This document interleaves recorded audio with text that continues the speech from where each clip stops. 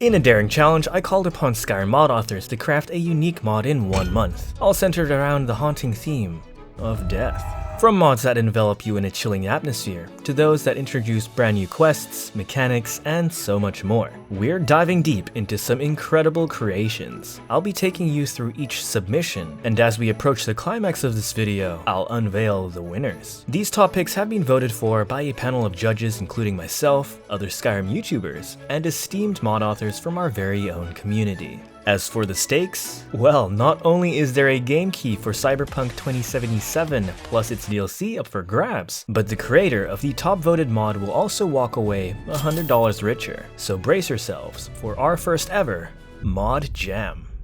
Death's Door Death Alternative overhauls death, so when you get your cheeks clapped, instead of automatically ragdolling to the ground, you'll drop to your knees instead, and be given a chance to either revive yourself on the spot by consuming a dragon soul, or praying to be saved. Consuming a dragon soul gets you up on your feet, fully healing you up, but praying will invoke a divine intervention, transporting you to the last place you slept. However, it doesn't come without a risk. Every time you invoke a divine intervention, there's a chance you lose 50% of all your gold and current level experience. Whenever this happens, I personally like to think a deity has taken pity on me, ultimately saving me, but also punishing me because I begged like a little bitch. Maybe it's Akatosh, the last Daedric prince I helped, or perhaps it's Todd Howard himself influencing the dream.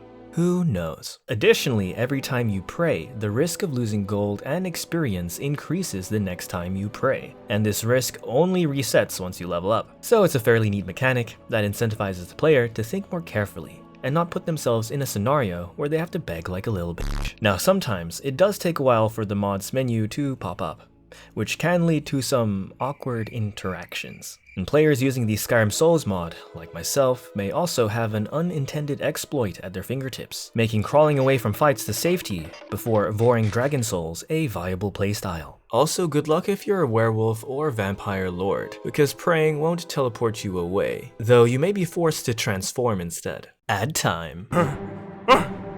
Oh no! Rabble-rouse, it's Orderville! Stay away from me! Stacy, I just had a nightmare that I was playing on my old PC again. Yes, I know, horrifying. Well, at least it's a good thing I copped this bad boy over at Apex Gaming PCs. This PC is so powerful, it can even handle one of the most graphically intensive games of all time. What's that? Well, yes. But yes, of course I used MERN at checkout. You can save up to $250 using that code off your purchase. I'm not just a simpleton, Stacy. Back to Dreamland I go. If you've ever scratched your head trying to understand how the Elder Scrolls universe came to be, well, I don't blame you. It's more convoluted than a Christopher Nolan movie. However, calling The Watchmaker is an excellent starting point. It features a cozy cabin, home to the ever-distracted scholar Drainos. While engrossed in his research, he's open to discussions about the myths surrounding the creation of the universe, and you can also occasionally drop by to see how his research progresses. Now, because this mod draws heavy inspiration from the works of H.P. Lovecraft, and our friend Drainos here studies days on end without touching grass, well, you might have a hunch about where this rabbit hole leads. Overall, despite the quest being quite short, I thoroughly enjoyed this mod. It serves up brain-twisting lore like bite-sized sweet rolls while being interactive, and boasts top-notch voice acting. A thief, a bandit, or mindless murderer, or he was scholar, with a mind ravenous for something more. A pursuit, if you will. Bonewalker is a fairly self-explanatory mod. With it installed, walking over bone piles will give off crackles, rattles, and other bony sound effects. And they're pretty crunchy, maybe even a little too crunchy. I half expect a fatality announcement every time I step on a pile. But hey, maybe it's your jam, maybe it's not. Personally, I'd have liked the sound quality to be a tad more bona fide. But overall, it's a pretty neat idea. Skyrim is a harsh land. It's immersed in perpetual conflict, full of dangers, and sometimes, well, loved ones die. A fond farewell adds a funeral mechanic to the game, allowing you to honorably put the dead to rest. Whether it be your spouse, parents, siblings, friends, strangers, adversaries, and even your own children. Though macabre, it opens a lot of doors for roleplay. And because some look to video games for comfort, it might even help players deal with real-life grief. The mod gives you a power called Mourn the Dead, which you can use on dead NPCs, marking them, later allowing you to hold funeral services in their honor by speaking with any of the 6 priests in the Hold capitals. The mod also adds a cemetery to Markarth, though I personally wouldn't be comfortable hosting funerals there, because Namira's followers are a thing. But you do you. Friends or family of the deceased will even attend as well, which I must admit is a fantastic detail of immersion and pairs up perfectly with the vanilla death acknowledgement feature. My brother John had the right of it. Join the Bard's College and avoid this pointless war. Too bad he died before he had the chance. Priests will also recite from a range of eulogies during funerals, and overall, this mechanic feels like it could have been part of the base game. As we are left behind while they travel into the afterlife, we pray that RK grant them peace in death and passage to Aetherius. Now, unfortunately, the mod isn't perfect. For my testing, I came across a few bugs, and was stuck mourning previously dead NPCs even after holding funeral services for them. However, after contacting the author Amy Loves Cake, I learned they have plans to continue development on the mod, polishing it up, adding lines to funeral goers, writing more eulogies for other relationships, and they're even looking into the possibility of adding a way to bring remains with you to give to priests so that they can prepare them for funerals. Forged from the finest orcish ingots, the Stalfos armor set once graced the chiseled body of an orc champion, but now lies waiting in the eerily quiet depths of the College of Winterhold. But if dungeon diving isn't your style, you milk drinker, you can craft a set at a forge, provided you've got the orcish smithing perk. Inspired from the dark set from Dark Souls, it looks fairly sinister, especially with my current E&B's bloom enabled. The eyes on the hood have such a strong glow, it's giving me Omewa Mo Shinderu vibes, and I appreciate how the author has added physics to the skirt, so that gets bonus points for me. But they've also added a nude version for the armor. I'm guessing this is for players who want to seriously confuse their enemies. There's nothing quite like simultaneously striking fear into your enemies' hearts and pants. But if blinding enemies with red glowing eyes and partial nudity wasn't enough for you, E&B users might also want its dynamic cube map add-on for that extra metallic shine. Now, if that armor wasn't sinister enough for you, Canjus has got you covered with the Dark Harvester set. Boo! This set literally turns you into a skeleton and can be found in Wayward Pass. I mean, just look at those bony phalanges. Very spooky indeed. And if you've ever wanted to sneak around like a Khajiit with socks on, or swing a weapon like a Nord who's had one too many meads, well, then this set is perfect for you, boasting enchants like muffled movement and bonuses to two-handed. Let's also not sidestep the badass dark scythe that comes with the mod. Not only does it have the looks to kill, but it also siphons health and traps souls. Elegant, deadly, and oh so handy.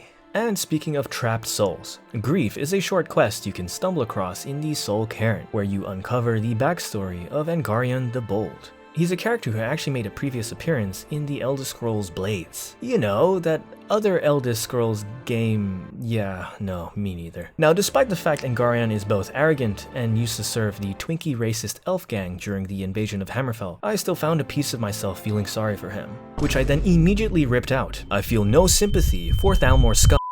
Apologies, I have a tendency to get political sometimes. Though it's a short quest, I thought it was quite bittersweet and added to the world building of the Soul Cairn, featuring decent voice acting. I am Angarion the Bold, hero of the Battle of Rosgard, grand champion of the arena. And a unique approach. Consider giving it a download. Requiem of the Brotherhood adds a quest that allows you to discover a hidden Dark Brotherhood sanctuary in Winterhold and become a true Herald of Sithis. You'll only be able to start this quest after completing the Whispers in the Dark quest from the Dark Brotherhood. You know, the quest where you know what I'm talking about. I won't spoil much, but this mod features someone I can only describe as Cicero's long-lost twin. And before you ask, yeah, like Cicero, he's batshit insane, with multiple characters that are pretty well voice acted.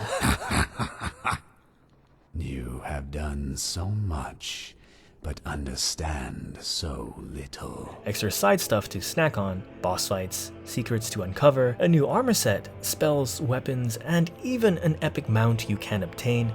there's a decent amount of content here. While it doesn't have the most captivating of quests, and I did encounter a few issues here and there, I still had fun, and after handing my feedback to the author, Chakra, they polished it up greatly. Of course, I'll still have to judge the mod based on the state it was submitted in, like I do with all the others, but I'm very happy to see how it's being improved and iterated on. And for those interested in trying this mod out, bring a torch, as certain areas can get pretty dark and spooky. Shadows of the Guild is a quest, follower, and weapon mod. It features fully voiced characters, and brings you on a journey to uncover the clandestine workings of a secretive guild that has been pulling the strings behind the shadows. Now, despite this mod being an elaborate shitpost that hasn't exactly aged well due to our rebranding, I still enjoyed playing through it, and was pleasantly surprised at the quality. But that could be biased speaking here, as I'm a character in the mod, and some of my friends make an appearance as well. Finally, we meet. Your reputation precedes you, you know. Though there is integration with vanilla NPCs and a decent amount of sequences, so even if it is a shitpost, quite some effort went into it. If you're itching to give the mod a try, do keep in mind it's best played by characters who've already found out that they're Dragonborn. Ever daydreamed about animal corpses in your game, decomposing like in Red Dead Redemption 2, while you're off fighting dragons? Well, thanks to J Serpa, your oddly specific dreams just came true. Immersive Death Cycle introduces a dynamic system where animal and creature corpses decay over time, providing levels of immersion the likes I've never seen before. Featuring 60 new creature and animal decay variants, corpse decay won't feel repeated, and necromancy is supported as well, as raised creatures utilize these custom models. When left long enough, corpses will deteriorate into bone piles, and interacting with them will clear them away, giving you bone meal in the process. But personally, I like leaving the remains of my enemies, like that one troll in High Hrothgar, as an example to the others, to not fuck with me. Or I guess you could also use corpses to decorate your house, if that's your kind of thing. Now, J Serpa has also gone a step ahead, adding integration with the Undead FX mod, so that human corpses that had the misfortune of starting the game already dead get to join the party. Now, it's a pity this doesn't apply to NPCs you personally send to the afterlife, but hey, it's a great detail nonetheless. Overall, Immersive Death Cycle helps to make the world feel more alive. Or I guess in this case more believably dead. While we couldn't accept this next mod as an official submission, I decided to give it an honorable mention. Gore x Vigilant is an add-on for the Gore follower and the Vigilant mod. Some of you might not know this, but I am a huge fan of Miyazaki's masochistic game design. Given that Vigilant takes inspiration from his approach, blending his philosophy with esoteric Elder Scrolls lore, it's no surprise that I am a massive Vigilant fanboy. And if you haven't tried it already, well, what are you doing? Go play Vigilant. I'm telling you it's good. Anyways, Gore x Vigilant adds some really deep integration for Gore in Vigilant. I don't want to provide big spoilers, but I will say that this add-on is very Dark Souls-esque, so if you're aiming for a positive outcome, take your time and think things through. Now that we've wrapped up showing these showcases, let's dive into announcing the winners. Just a quick refresher, winners have been decided by a panel of judges consisting of myself, fellow Skyrim YouTubers, and mod authors from our very own community. Alright, coming in third place, being rewarded with 1 month of Discord Nitro, we have Requiem of the Brotherhood, Journeys Chapter 1, from Chakra.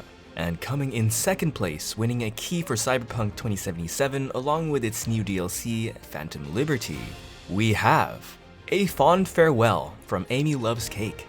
And finally, the moment we've all been waiting for, the author of the top voted mod claiming the title of Modding Maestro and walking away $100 richer is J Serpa with Immersive Death Cycle. Now, J Serpa actually wished for his winnings to be donated to a charity, so it's gone to the Wildlife Conservation Society, which was very sweet of him.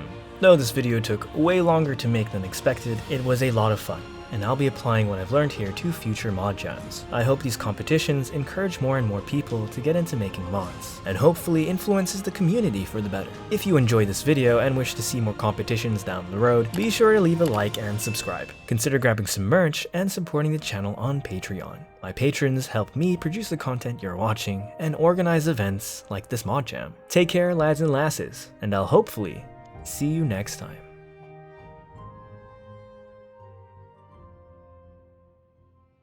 It can even handle one of the most graphically intensive games of all time.